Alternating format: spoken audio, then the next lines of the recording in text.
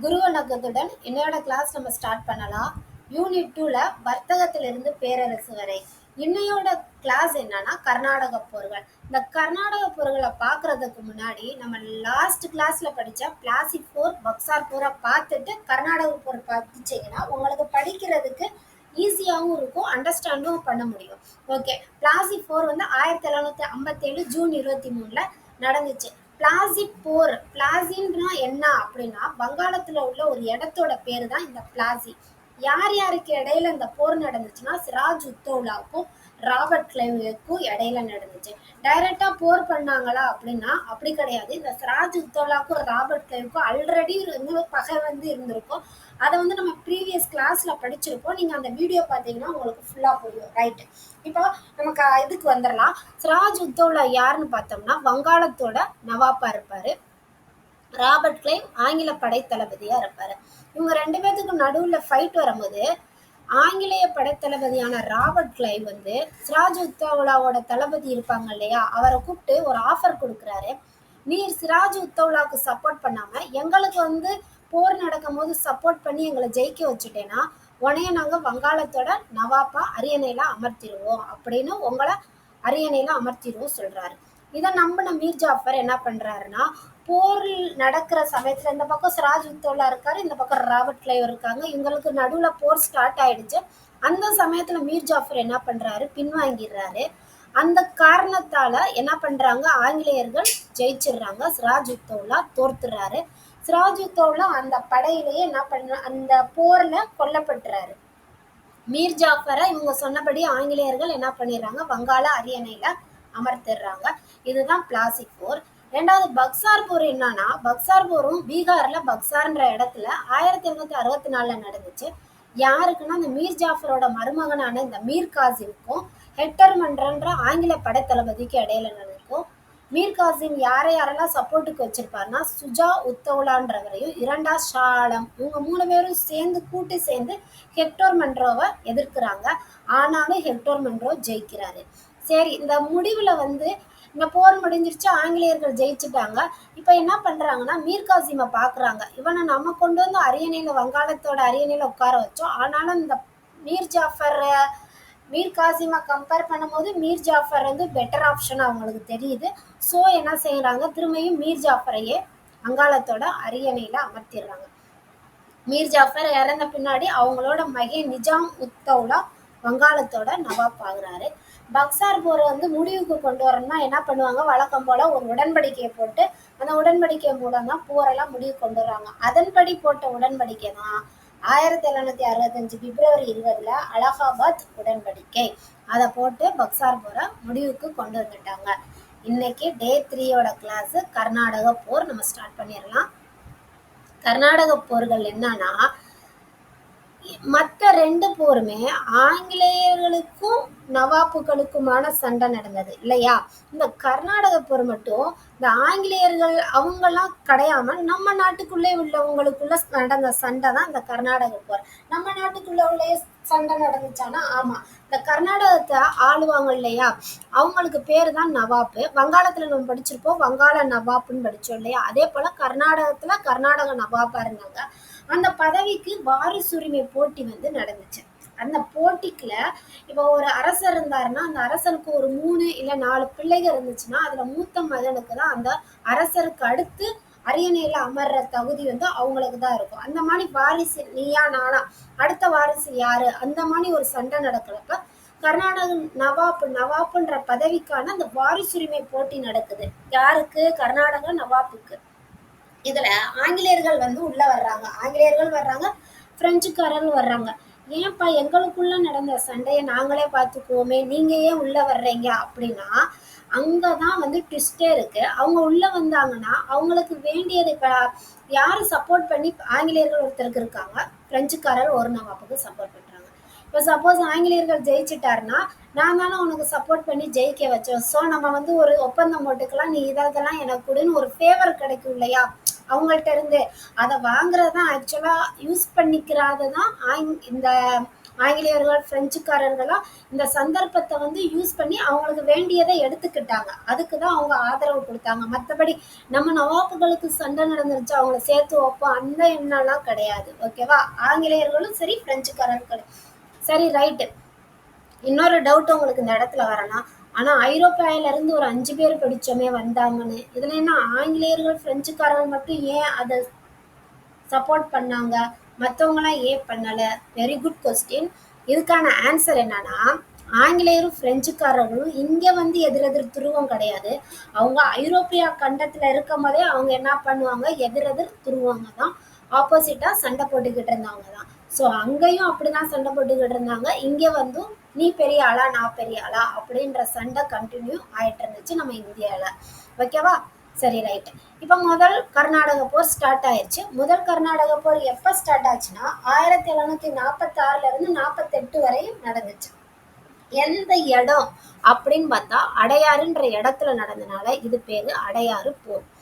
எப்ப நடந்துச்சு? 1746. கர்நாடக நவாப்ன்ற பதவிக்கான சண்டை யார் யாருக்கு இடையில நடந்துச்சு மிஸ் அப்படின்னு கேட்டீங்கன்னா, அன்வருதீனுக்கும் சந்தா சாஹிப்புக்கும் இடையில நடந்துச்சு.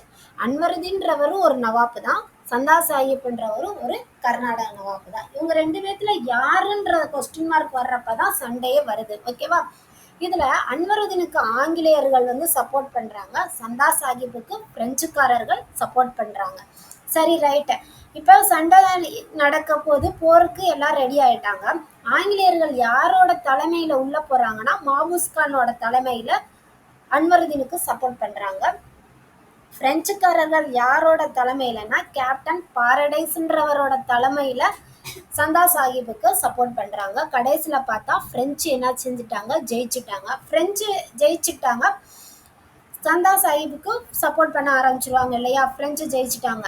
ஓகே. இப்போ வந்து என்ன பண்றாங்கன்னா, ஒரு உடன்படிக்கை போடுறாங்க 1748. அது பேரு ஐலா சஃபேல் உடன்படிக்கையை போட்டு இந்த போரை நம்ம முடிவுக்கு கொண்டு வருவோம் அப்படின்னு. நான் அப்பதே சொன்னேன் இல்லையா, ஒரு உடன்படிக்கை போட்டாங்கன்னா அதுல வந்து நிறைய வந்து ஒரு ஃபேவரிசம் கிடைக்கும் அவங்களுக்குள்ள, அவங்களுக்கு வேண்டியதெல்லாம் அவங்க வாங்கிக்குவாங்க அப்படின்னு சொன்னேன் இல்லையா. அதப்படி ஆங்கிலேயரிடம் வந்து மதராஸ் வந்து திரும்ப ஆங்கிலேயரிடமே கொடுத்துட்டாங்க. பிரான்ஸுக்கு வந்து வட அமெரிக்காவோட சில பகுதியை வந்து பிரான்ஸுக்கு கொடுத்துட்டாங்க ஐலா சஃபேல் உடன்படிக்கை மூலமா. சரி, ரைட்டு. முதல் கர்நாடக போர் முடிவுக்கு வந்துருச்சு. இப்ப நம்ம பார்க்க போறது இரண்டாம் கர்நாடக போர். நீங்க நல்லா கவனிங்க. முதல் கர்நாடக போர் வந்து நவாப்புகளுக்கு மட்டுமே நடந்துச்சு. 2 நவாப்புகளுக்கு மட்டும், அன்வருதீனுக்கும் சந்தா சாஹிப்புக்கும்.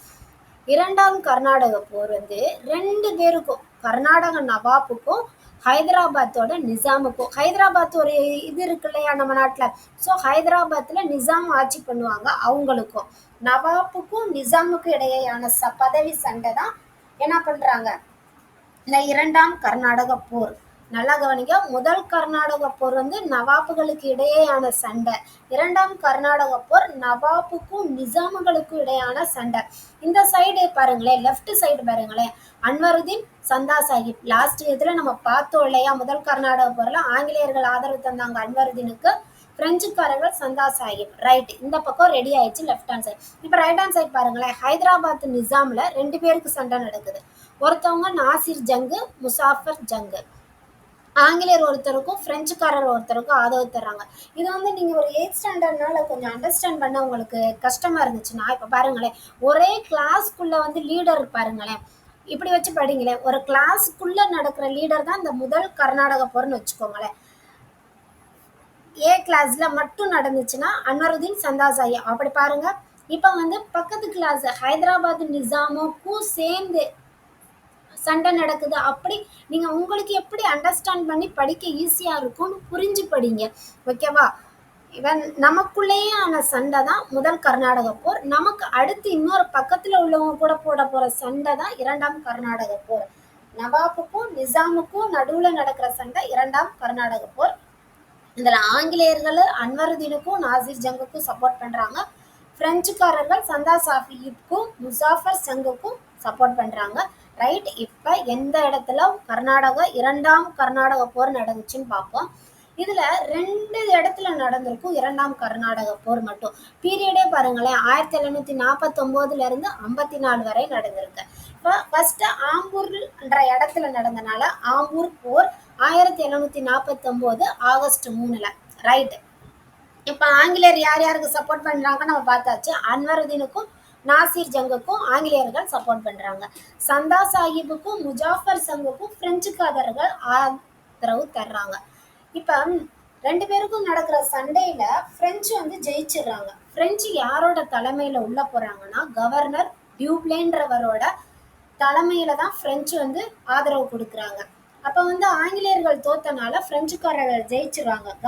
பிரெஞ்சோட கவர்னர் டியூப்ளே வந்து அப்போ வந்து பிரெஞ்சோட அதிகாரம் வந்து உச்ச நிலையை அடையுது. எப்ப இந்த இந்த போர்ல ஜெயிச்சதுக்கு அப்புறம், ஓகேவா? அதுக்கு முன்னாடி கொஞ்சம் இருந்தது, இப்ப வந்து உச்ச நிலையை வந்து அடைஞ்சிட்டாங்க டியூப்ளேவோட தலைமையில. ரைட். ஆங்கிலேயர்கள் வந்து சப்போர்ட் பண்ணி அன்வருதீனும் நாசிர் ஜங்கும் தோத்துட்டாங்க இல்லையா? தோல்வினால அவங்க என்ன செஞ்சுட்டாங்க, கொல்லப்பட்டுறாங்க. இப்ப தோத்த உடனே என்ன ஆகுதுன்னா, அன்வருதீனுக்கு ஒரு மகன் இருப்பாரு. அவர் பேரு முகமது அலி. அவர் வந்து யோசிக்க ஆரம்பிச்சிட்டாரு, சரி ரைட்டு, நம்ம அப்பாவை முடிச்சுட்டாங்க, அப்பாவை கொன்னுட்டாங்க, முடிஞ்சிடுச்சு. அடுத்து அவரோட மகனான நம்மளை வந்து என்ன பண்ணுவாங்க, கொலை பண்ணுவாங்க அப்படின்ற பயத்துல அவர் என்ன பண்ணிடுறாரு, திருச்சிராப்பள்ளிக்கு தப்பி ஓடிடுவார். திருச்சிராப்பள்ளி வேற எதுவும் இல்லை, திருச்சி தான் திருச்சிராப்பள்ளி. அதுக்கு அவர் தப்பிச்சு போயிடுவாரு. இந்த பக்கம் டியூப்ல என்ன பண்ணிடுறாரு, சந்தா சாஹிப்பா கர்நாடகத்தோட நவாப்பாவும் முசாஃபர் ஜங்கா ஹைதராபாத்தோட நிசாமாவும் வச்சிருவாரு. ரைட். இதுதான் ஆம்பூர் போர். அடுத்து என்ன பார்க்க போறோம்னா, அதுல 2 போர் நடக்கும் சொன்னேன் இல்லையா? செகண்ட் ஒன் ஆற்காட்டு போர். இந்த ஆற்காட்டு போர் யார் யாருக்கு இடையில நடந்துச்சுன்னா, இப்ப பார்த்தோம் இல்லையா, முகமது அலி திருச்சிராப்பள்ளிக்கு தப்பி ஓடினார்ல அன்வருதீன் மகன், அன்வருதீனோட மகன் முகமது அலிக்கும் அந்த கவர்னர் டியூப்ளேக்கும் இடையில நடக்கிறது தான் ஆற்காட்டு போர். இப்ப என்னன்னா, டியூப்ளே எதுக்கு இப்ப அவர் தான் தப்பிச்சு திருச்சிக்கு போயிட்டாரு அப்படின்னு பார்த்தா, சந்தா சாஹிப் என்ன நினைக்கிறாருன்னா, என்னைக்கா இருந்தாலும் முகமது அலி ரிட்டர்ன் வந்துட்டா பிரச்சனை தான், அவரை நம்ம கொண்டுட்டோம்னா எந்த ப்ராப்ளமும் கிடையாதுன்னு ஆரம்பிச்சதுதான் அந்த ஆற்காட்டு போர். அதுக்கு சப்போர்ட் பண்ணதான் இந்த டியூப்ளே. ரைட்டு. இப்ப வந்து டியூப்ளேக்கு வந்து ஒரு தைரியம் வந்துருச்சு, ஏற்கனவே ஜெயிச்சுட்டு அதிகாரம் பயங்கரமா உச்சநிலையில அடைஞ்சு பெரிய டான்மான் இருக்காரு டியூப்ளே. ஆனா இந்த இடத்துலதான் யாருமே எதிர்பார்க்காத ஒரு திருப்பம் வருது. யாருனாலனா ராபர்ட் கிளைவ்னால. ராபர்ட் கிளைவ் யாரு, ஆங்கில படைத்தளபதியா இருப்பார் இல்லையா? ஏற்கனவே நம்ம ராபர்ட் கிளைவை பத்தி கண்டினியூஸா படிச்சுக்கிட்டே வந்துட்டே இருக்கோம் இல்லையா? இந்த ராபர்ட் கிளைவ் என்ன பண்றாருன்னா, பயங்கர படையெல்லாம் திரட்டிட்டு வந்து சந்தா சாஹிப்பை கொன்றாரு. சந்தா சாஹிப்பை கொன்றனால என்ன செய்யறாங்க, ஜெயிச்சிடுறாங்க ஆற்காட் போர்ல ஆங்கிலேயர்கள். இப்ப என்ன பண்றாங்கன்னா, முகமது அலிய ராபர்ட் கிளைவ் பின்பற்றனால என்ன பண்ணுவாரு, யாருக்கு சப்போர்ட் பண்ணுவாரு, அன்வருதீனுக்கு தானே. ஸோ அன்வருதீனோட மகனான முகமது அலியை வந்து ஆற்காட்டோட நவாப்பா வந்து அவர் ஆக்கிறாரு. டியூப்ளே வந்து தோத்தனால பிரெஞ்சு என்ன பண்ணுது, நீங்க திரும்ப பாரிஸ்க்கே வந்திருப்பா, அங்க போதும் நீனு அப்படின்னு சொல்லி டியூப்ளேவை பாரிஸ்க்கு கூப்பிட்டுறாங்க, திரும்ப அழைச்சிடுறாங்க, நீ அங்க வந்துரு அப்படின்னு. சரி ரைட்டு.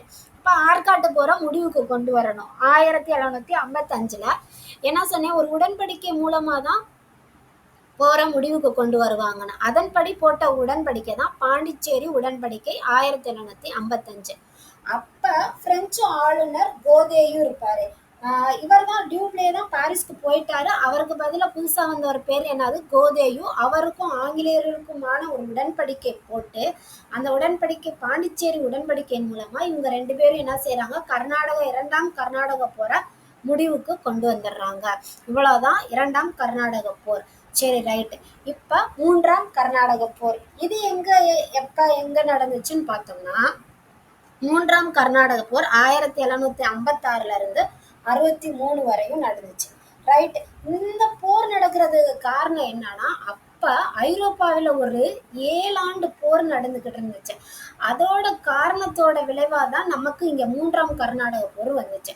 இப்ப ராபர்ட் கிளைவ் இருக்காரு இல்லையா, அவர் வந்து வங்காளத்துல ஆங்கில ஆதிக்கத்தை அவர் தான் இப்ப ஜெயிக்க ஆரம்பிச்சிட்டாரு. இப்ப என்ன பண்றாருன்னா, வங்காளத்துலதான் அவர் மேக்சிமம் இருப்பாரு, வங்காளத்துல ஆங்கில ஆதிக்கத்தை நிறுவுறாரு. அதோடு இல்லாம இந்த மூன்றாம் கர்நாடக போர் நடக்க போகுது இல்லையா, அந்த போருக்கு தேவையான நிதி அனைத்தையும் என்ன செய்யறாரு, கொடுத்துடுறாரு. சரி ரைட். இப்ப மூன்றாம் கர்நாடக போர் ஸ்டார்ட் பண்ண போறாங்க. எந்த இடத்துலனா, வந்தவாசின்ற இடத்துல ஸ்டார்ட் பண்றாங்க. எப்ப, 1760 ஜனவரி 22 ஸ்டார்ட் பண்றாங்க. யார் யாருக்கு இடையில நடந்துச்சுன்னா, ஆங்கிலேயர்களுக்கும் பிரெஞ்சுக்காரர்களுக்கும் நடுவுல நடந்ததான் அந்த வந்தவாசி போர்.